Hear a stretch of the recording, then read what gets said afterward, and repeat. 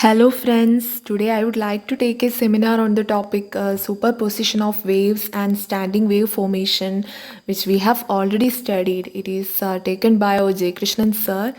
So you are all familiar with the topic. Now here I just want to explain it in my own words. So I hope guys, all of you will enjoy the session. So let me directly enter into the topic. Okay, then let's start. Okay, for discussing about the superposition of waves, firstly we have to consider a plane progressive wave. So I think that all of you know what's a plane progressive wave. So I will explain it shortly. It is a traveling wave which is traveling in the positive x direction. It will propagate continuously in a straight line with a constant wavelength. Okay, such a wave is called actually a plane progressive wave. So here we have to consider such a wave which is always traveling in the positive x direction, and it can be represented in the form of a wave function, that is y1 of xt is equal to a sine 2 pi by lambda of vt minus x. Okay, this y of xt represents the displacement in the transverse that is in the transverse direction, means that is in the vertical y direction, and this displacement is not a constant. It varies with the position and time. That is this y of xt means it varies. The displacement is a function of two variables. It varies with position and with time. Okay, and it is interesting to see what happens when we keep either of this x or t constant or fixed. I will just explain it for further more clarification.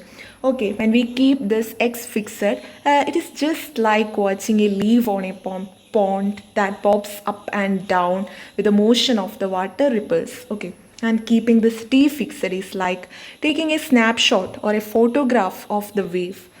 Okay, then friends, so let's come back to our topic. Okay, now we are discussing what will happen when this plane progressive wave moving through a medium in the positive x direction hits a rigid boundary. Okay, you can see the picture in the next slide. You should watch that, then you will get more clarification. Also, I think the open boundary reflection is also shown there. The rigid boundary reflection is also there. So when this wave hits on a rigid boundary, the wave will actually at that time the wave is actually exerting a force on the wall, and at the same time the wall will exert an equal amount of force on the wave, producing the reflected wave. Okay, we have studied reflection of light in our 8th or 9th standard, but here we are discussing about the reflection or reflection of a wave. Okay, so the rebounded wave will travel, it will travel in the opposite direction, in the negative x direction.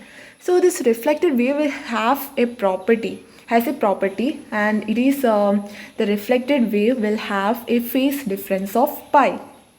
It can be also expressed in the same form, that is y2 of xt is equal to minus a sine 2 pi by lambda of vt minus x. Okay, it is traveling in the negative direction. Okay, so now we have two waves. One is a forward wave and the other one is a backward wave, and these two waves are traveling through the same medium. So now we can see what will happen when these two waves traveling in the opposite direction travels through a medium. Yes, they will superimpose each other. So I will explain it what is the superposition of waves in the next slide, so we can go to that.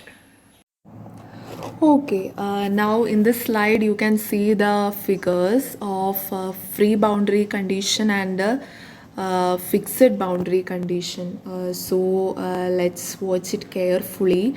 Then I told you that when these two waves travel through the same medium, they will superimpose each other, and we will get a resultant wave or a new wave. Okay, it can be expressed mathematically. Okay, according to the superposition principle, we can express it mathematically, because that is the displacement, resultant displacement of the displacement of the resultant wave can be expressed as the sum of the displacements of the two waves which were traveling in the opposite directions. Okay, so here we can write that y resultant of xt is equal to y1 of xt plus y2 of xt, and we have the equations for y1 of xt and this y2 of xt. Okay, so we should substitute it here, that is y resultant of xt is equal to, a can be taken outside, okay, then a of sine 2 pi by lambda of vt minus x minus sine 2 pi by lambda of vt plus x, and you know sine a minus sine b is a trigonometric equation, that is 2 sine a minus b by 2 cos a plus b by 2.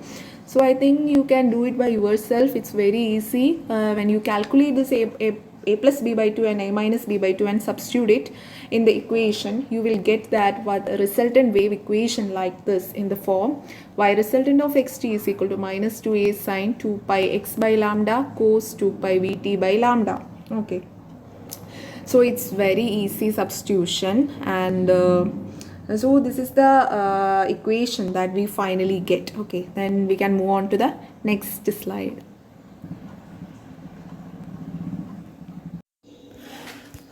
Okay friends, so we have got the resultant wave equation, which was y resultant of xt is equal to minus 2a sine 2 pi x by lambda cos 2 pi vt by lambda. Okay, in that equation we have to analyze one thing.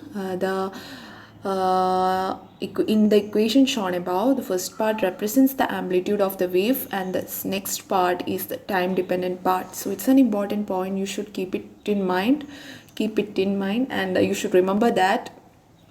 And now we are going to discuss the physical interpretations of the equation.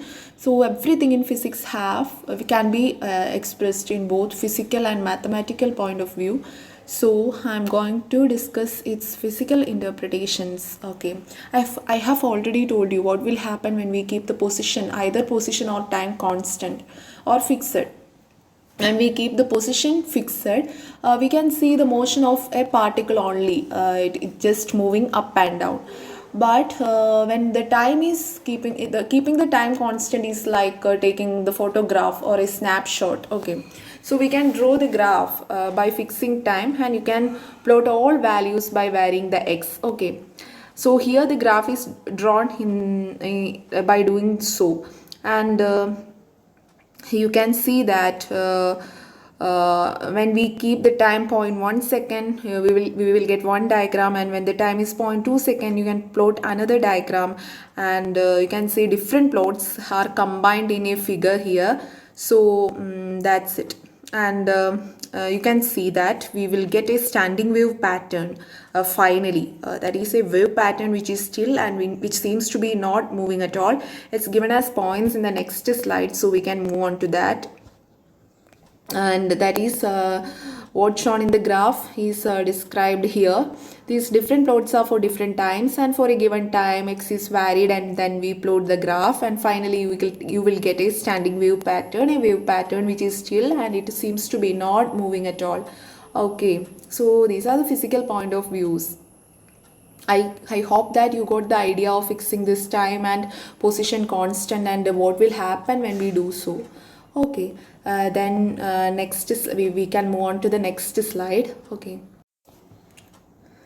so now we are going to discuss the concept of nodes and antinodes. Okay, in the above equation, when we give, we know that y is the vertical displacement and x is the horizontal displacement or horizontal distance, we can say like that.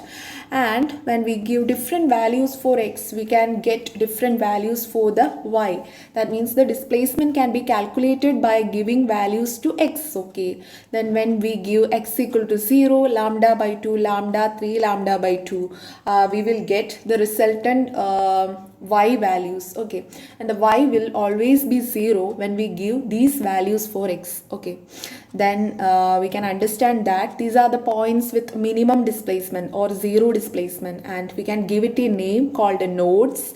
And So these are the points with minimum amplitude called nodes. So when we give these values for x, we can at these all these points at all these horizontal distances, we will get the vertical displacement 0. So we can say that when two waves of same amplitude and wavelength superpose each other from opposite directions, then points with zero amplitude are called nodes, and it have a mathematical condition. It can be when we can represent it like this: x equal to n lambda by 2, where n can be 0, 1, 2, 3, etc. And you can see in this figure what is nodes. It is represented, there is a n is marked there. Those are the points of nodes. And we can move on to the next slide. Okay.